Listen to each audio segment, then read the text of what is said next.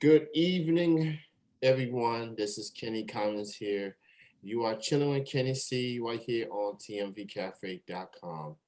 I'm joined with my guest, a Texas girl born and raised, currently reside in Music City known as Nashville. You may have heard of that city. Very, very big as it pertains to music. This woman, this past February, released her new album, Texas to Tennessee, that is available on all the platforms. With everything she's done up to this point, she's in for a busy second half of 2022. She even trying to take her music on the road. And to talk about that and so much more, and for the love of God, I hope I pronounce your last name Let's correctly. hear you. Let's hear you try it. It is Allison Asarch. Close. That's all right. A starch, like A starts without the T. Now you'll never forget. Gotcha. Okay. She said I was close. I You had a were. feeling I was going to maybe come close, but I guess he said it was close. So A for effort, at least I can say. Absolutely. But how are you, Allison, on this I'm doing front? well. Thank you so much for having me. Very happy to have you on and have a chat with you this evening. You have a very intriguing story as far as getting into music. So talk about your music journey. What led to where you are now? Yeah. So I'm originally from Texas. I'm from Houston, and I was born and raised listening to music forever. So my parents always played classic rock on the radio or just around the house. I listened to Tina Turner, Freddie Mercury, Shania Twain, lots of different genres, different people, and I sang in choirs all throughout school. And then when I was in college, when I was a senior in high school, I knew that I wanted to continue doing music. And that was always the goal. That was always the plan. And my college counselor said, you need to go to school for opera. And I was like, I don't even sing opera. What are you talking about? I'm not going to do that, but okay. And I applied to some schools and I landed up from Texas to Ohio. And my mom and I drove from Texas to Ohio, we stopped in New Orleans, Memphis, and Nashville. And when we were in Nashville, it was just kind of that like aha moment. Okay, I'm going there. After I graduate, I will be singing there. I don't know what I'm going to do. I don't know anybody there, but that's where I'm going to go. So I moved here in 2018 and it took me a little while because I had all that musical training, vocal training classically in college for 5 years, and then moving to Music City where nobody, I mean, like opera's obviously around, but that's not what's going on, and that's obviously not what I wanted to be known for. So it took me about a year to get back into the mainstream type of vocalization I was trying to get into, I guess. So I when I moved to Nashville for about a year, you can look them up. I did Hump Day covers. So on YouTube, every Wednesday I posted a cover and basically tried to make them my own.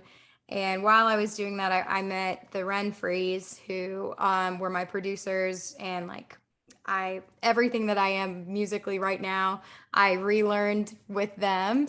And I wrote with Andy every week. We would co-write, and then we would bring some of our songs to Ren, and we would finish these beautiful masterpieces, and eventually made it into an album. So long story short, but that's basically where we are right now.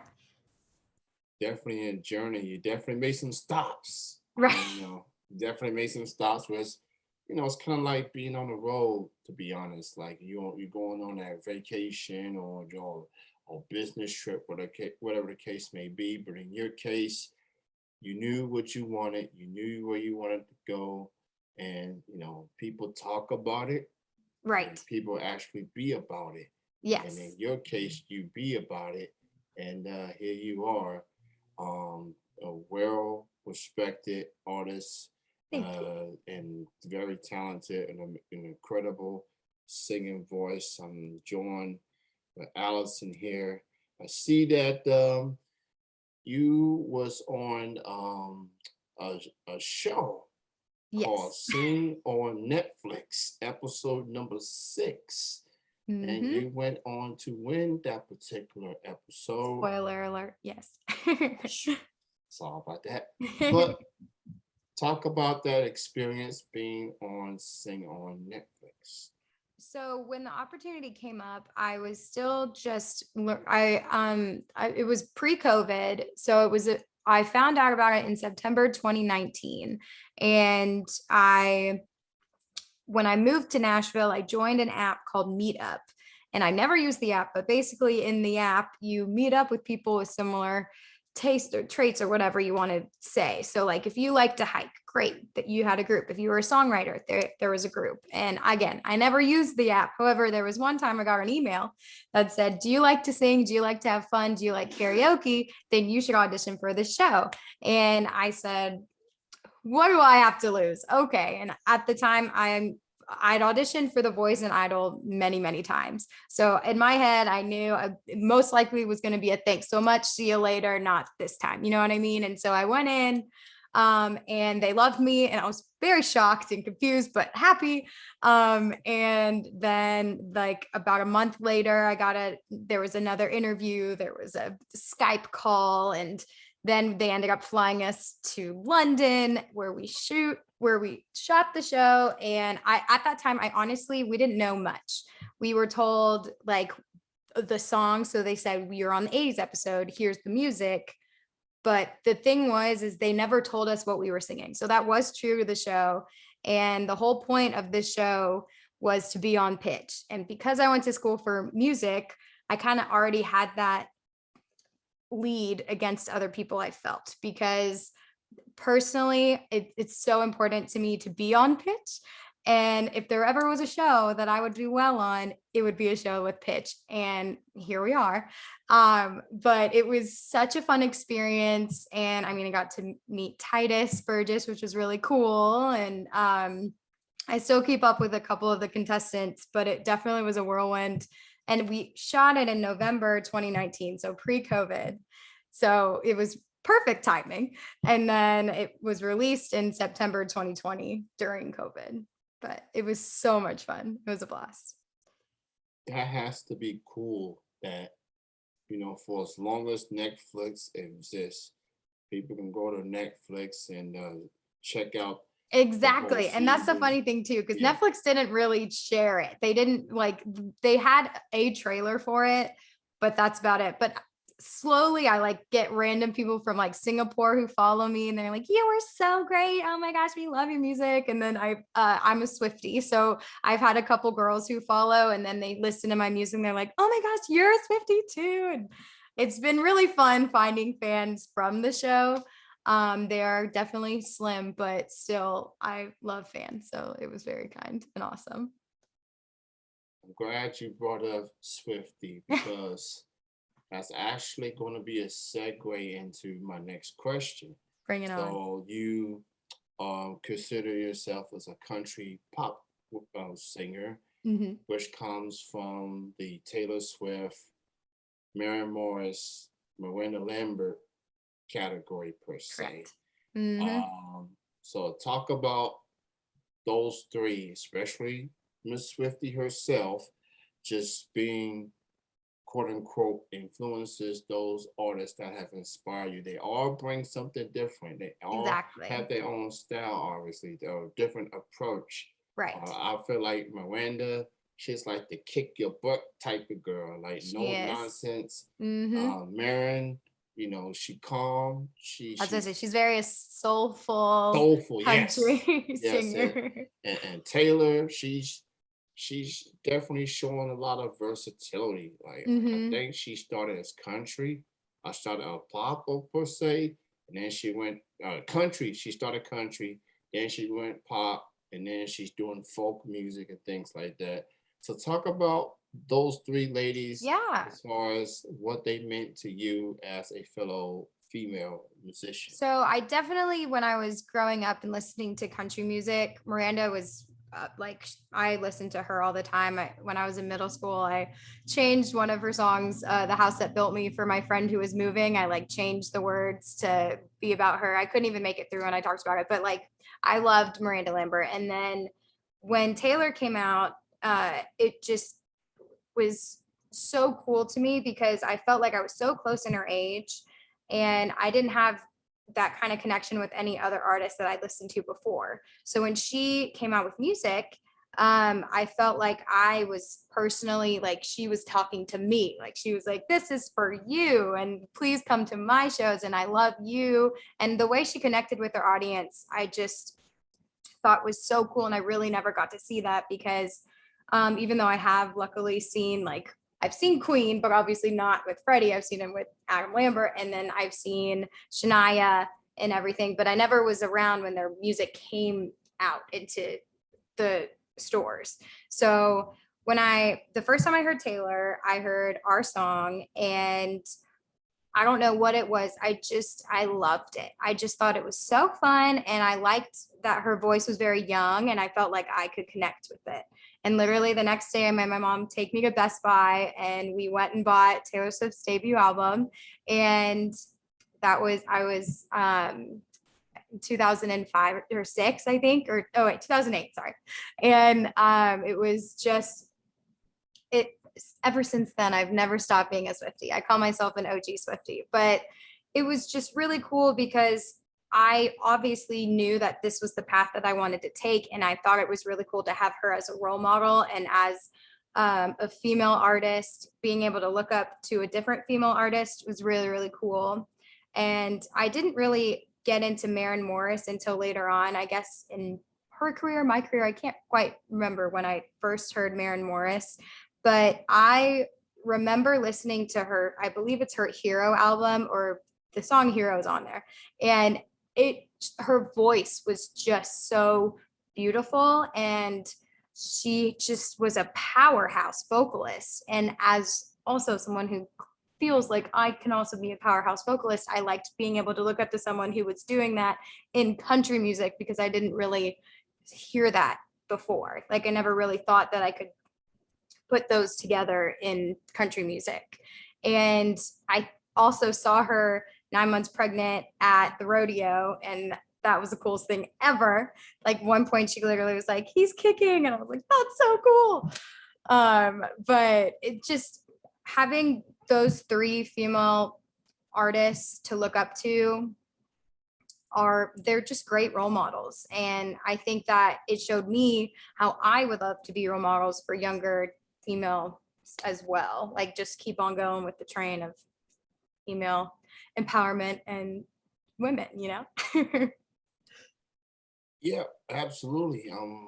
I have a friend who's like the biggest Miranda Lambert fan, and she does covers of her songs. She's also, I mean, she's born in Lexington, but she moved to Nashville. Her name is Taylor Hughes.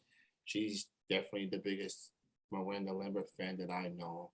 She and just her approach and everything, and just just she's that gal you can just meet in the bar and just kick it.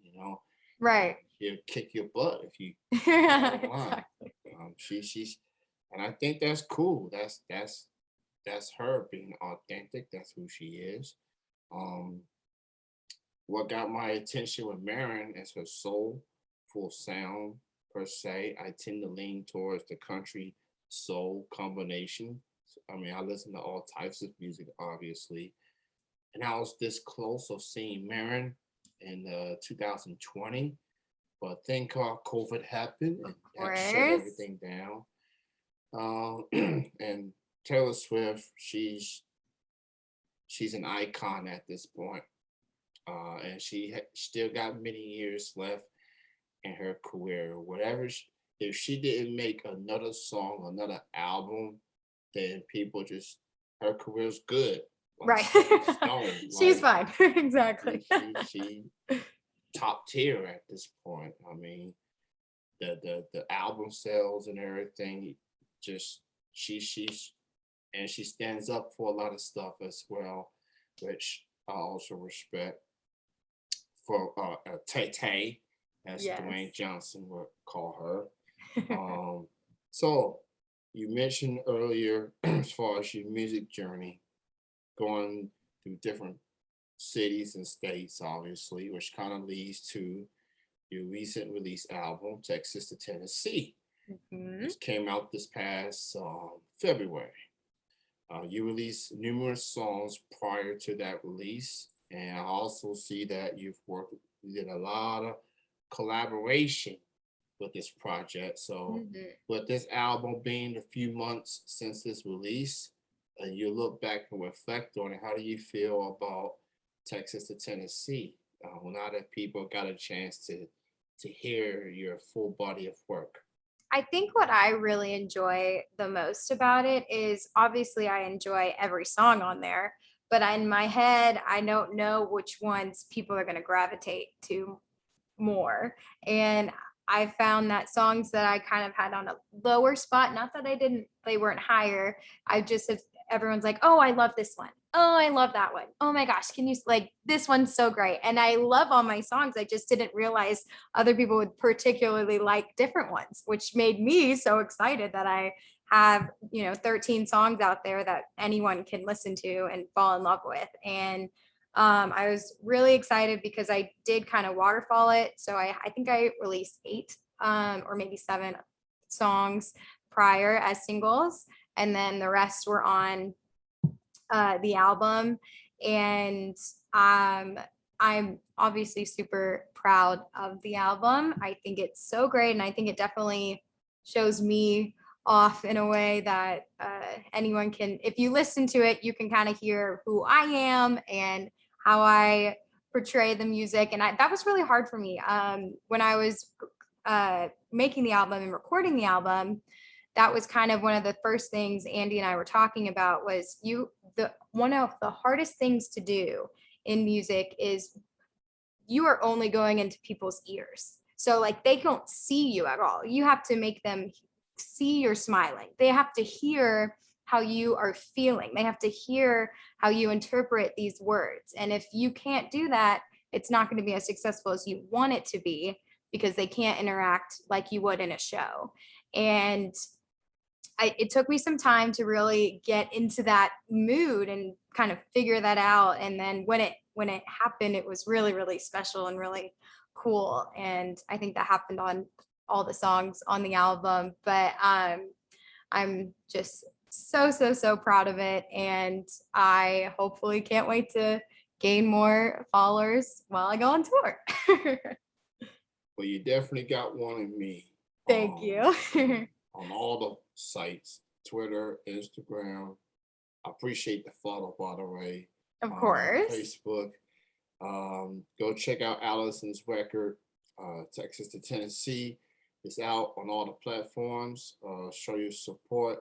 And congrats on the nomination for Josie Thank Music you. Awards. I was so shocked. I honestly just decided to do it because, I said, what do I have to lose? Who knows? And it's literally at the Opry, and that is so amazing. And my whole family is going to be coming in town, which is really nice. And I still don't even know how to feel about it. It's just amazing that I'm being recognized, which is really cool. So, and when they said my name, they literally said it correctly. And I was like, oh my God, this is awesome. This is so cool. Yeah, so check out the Josie Music Awards that's coming up In October. In October, Grand Opry in Nashville. Biggest night for independent musicians and companies and so forth. So the red carpet, I'm pretty sure you either you haven't already or you're still looking for that nice dress for the red carpet, obviously. So that's gonna be a memorable night, a huge celebration. So Josie Music Award, for what I've heard, is definitely a big deal. So again, congrats on your nomination. And there's one more thing I want to ask. Yeah. And obviously, this tour that you're trying to get into. Talk about you got the GoFundMe going on as far as getting together on your tour. So talk about this tour that you're doing and how can people be a helping hand to make this tour a reality? Yeah, so I do have a GoFundMe, and in the GoFundMe, it describes where all the funds will be allocated. So for my tour equipment that I want to buy, for gas, for food, if any COVID cancellations happen, it's all written there, so you can make sure that you know where it's going, not just like, thank you, please give me your money. But I'm so excited because basically when I had my album release party, I had two, and I had so much fun with the band, and I just knew, okay, I need to go on tour. I need to continue doing this. This is why I'm here. This is what I'm doing. I want to just get out of Nashville and find other places to go. Not that I'm leaving Nashville, because I will never leave Nashville. This is my home, but I wanted to get out of Nashville and kind of see where else I could go. That surprisingly, there are many people who love country music that don't live in Nashville. And have a gig in Tampa right now, on October 8th. And then I just booked a gig in Columbus, Ohio on October 1st. And I'm working on a North Carolina gig and some in Arizona and Colorado. So it's kind of all over the place at the moment. But basically, I've just been contacting people. If you have a really cool backyard and you want a nice, intimate backyard concert or experience, I would love to come play. If you know of really cool breweries or different small venues that like to host these type of things where it's just me, my guitar, or even if they want a band, I would love to hear about it or love to reach out to them. Basically, I personally am emailing like crazy to all these different venues and just saying, hi, this is me. I'm going on tour. Here's my music on Spotify. Here's my EPK. If this is something we can work out, let me know. And I'm just trying to raise money to help me get it going. And I'm pumped. I'm just so excited to get out on the road. So you see how hard she worked just to get this album out. You know, anybody that is a musician knows that, you know, studio time, songwriting, getting assistance, especially if you're an independent artist, it definitely comes with challenging times. But she pulled it off. Texas to Tennessee, it is a done deal. It's Mhm. out. You've heard it already. You love it. Yeah. Now she wants to take the next step, bring Texas to Tennessee to you, Yes, exactly. literally in the flesh.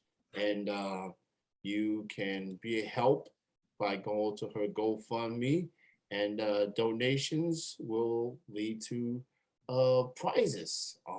Some, Yes. you know, like a signed photo, a pop socket, autographed copy of Texas to Tennessee. Even you even get some handwritten lyrics and T-shirts, koozies. All the info is on her social media sites and on her website as well, AllisonAsarch.com, and go check that out. Check out the album. Check out the shows in Florida, Ohio.